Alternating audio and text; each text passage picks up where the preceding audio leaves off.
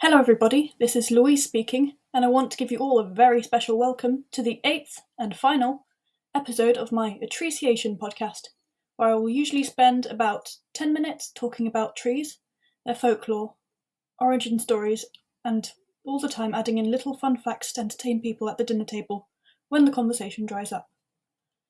That's how all the others went. But today, as it is the final episode, I will be looking at how global warming, and even just worldly changes in general, are affecting each of the trees I've looked at in previous episodes. To go back and listen to this series from the beginning, normally this wouldn't matter, but it might help to make this sound more cohesive today, then click on the Appreciation playlist on my channel. So, going back around 2 or 3 months, I released my first episode, the rowan tree. The basic overview is that it was a tree sacred to the Druids and often was suspected to offer protection from evil spirits. This tree is one of my all-time favourites, but climate change is, sadly, a threat.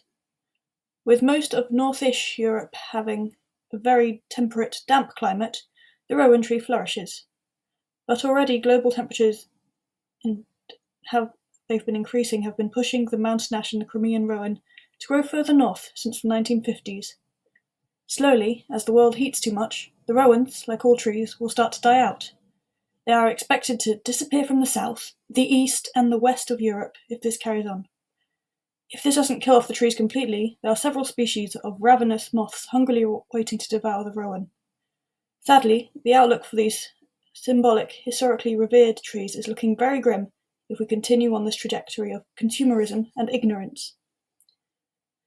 The second tree I looked at in the series was the baobab, native to Africa and even some small corners of Australia. In that episode, I did briefly mention how climate change is having an effect on these ancient giants, but we need to go into greater depth here.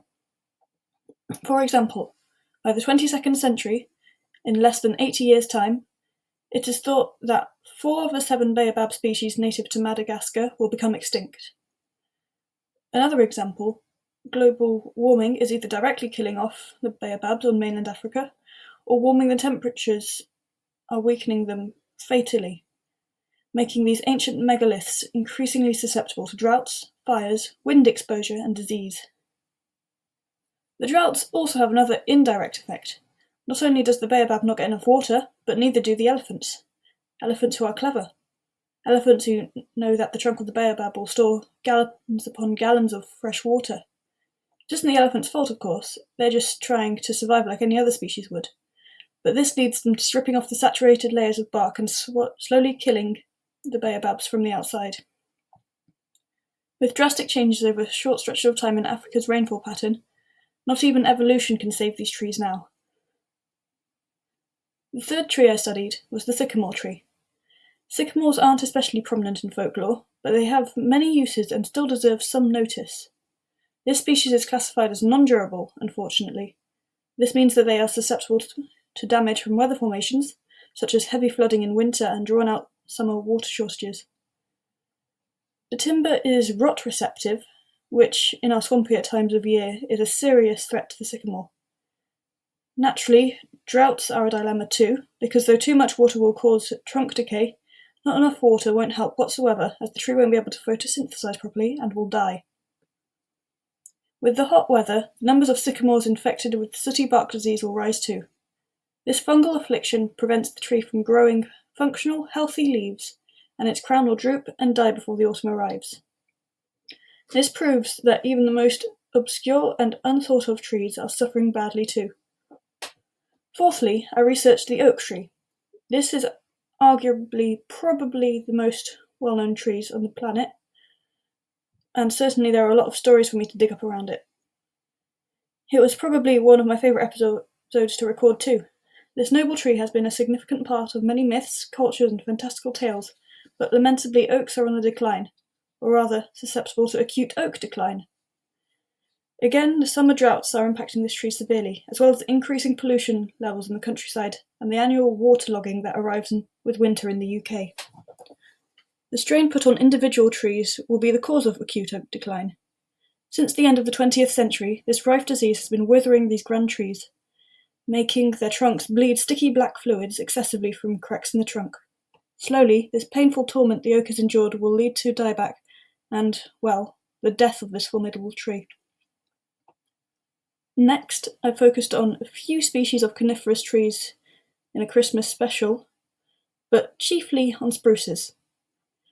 Whilst there may not be massive summer droughts and heat waves of 35 degrees Celsius in Scandinavia and Northern Europe, the average temperatures are still increasing violently. Forest migration are at rates of about 4,000 metres per decade, with the trees all advancing further north to chase the cold climates that they yearn for.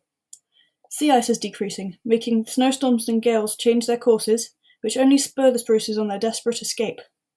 But what's going to happen when there's nowhere left to run? Where will the trees go when the snow disappears completely?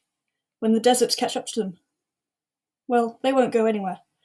Pressed up against the borders of the Arctic Circle, the trees are only going to die. In my 6th episode, I focused on the Japanese maple, or acers, as you might know them. Whilst these trees are sturdy and pretty all-enduring, as trees go, they are also under threat from the sprawling cities in Japan. You may or may not be aware that Japan and South Korea are developing their cities and their technologies at an alarming rate, going from rural landscapes into massive metropolises over less than a decade.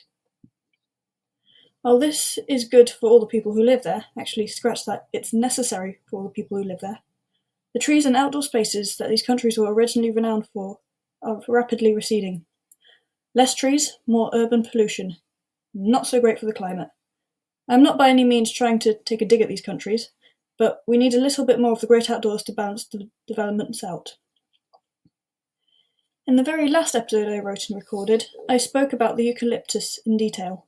This is possibly one of the trees that has been hit hardest by climate change, as a lot of trees in the warmer climates are. Studies have shown that if the average temperatures rise by another 3 degrees, then 90% of all eucalyptus species would see their populations halve.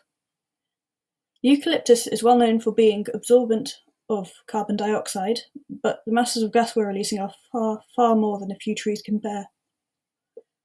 Another thing that is causing the eucalyptus to die off is the bushfires.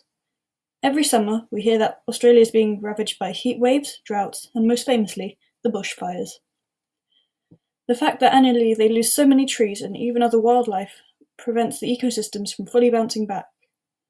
This backlashes the recovery of animals, such as the adorable koala bears and possums that we love so much, so that nothing in that country is safe, even if they escape the raging fires. And then there's the general topic of deforestation. It is a well-known fact that we lose an area of trees the size of a football pitch with every passing second. Yep, there's another one gone, and another, and a third. There are only so many football pitches in the world, and deforestation just doesn't happen only in rainforests, although it is most critical there, but all over the world, wherever trees are lost to agriculture or cities, or even just basic logging to fuel fires. We're making more and more greenhouse gases and destroying the very forest that would save us. What's more, it's not as if when forests are gone we'll be left with nice flat pastoral views, a few cows frolicking in the meadows. We'll have to deal with desertification as well. Desertification isn't as well known a problem as deforestation, but it is a real risk. Without the trees and leaves that fall annually to enrich the soil, eventually all the nutrients will be washed out and the earth will be infertile. Then the temperatures will rise so that everything dries up and nothing grows, and then all we're left with is a massive patch of hot sand. If we let that happen to the world, there's no going back. Already the Sahara is advancing south, almost 10% larger than it was a century ago. But now, there's still hope. We need to take action to stop the world overheating and turning everything into a post-apocalyptic soundscape. Little things, such as downloading Ecosia as a browser instead of whatever you're already using, or planting an acorn in a pot, or even just cycling to work. Anything at all you can do to impact the increase of climate change. Funding organisations such as the Great Green Wall project in Africa to stop the Sahara eating up the land would make a huge change over time. As a very wise woman once said, do not think that your single act doesn't make a difference. The rain that refreshes the parched ground is made up of single drops. This is Louise here, signing off from this podcast for the last time, and whoever you are, wherever you are, today, I want you to go out into the world and spend some time appreciating the trees that make our planet home.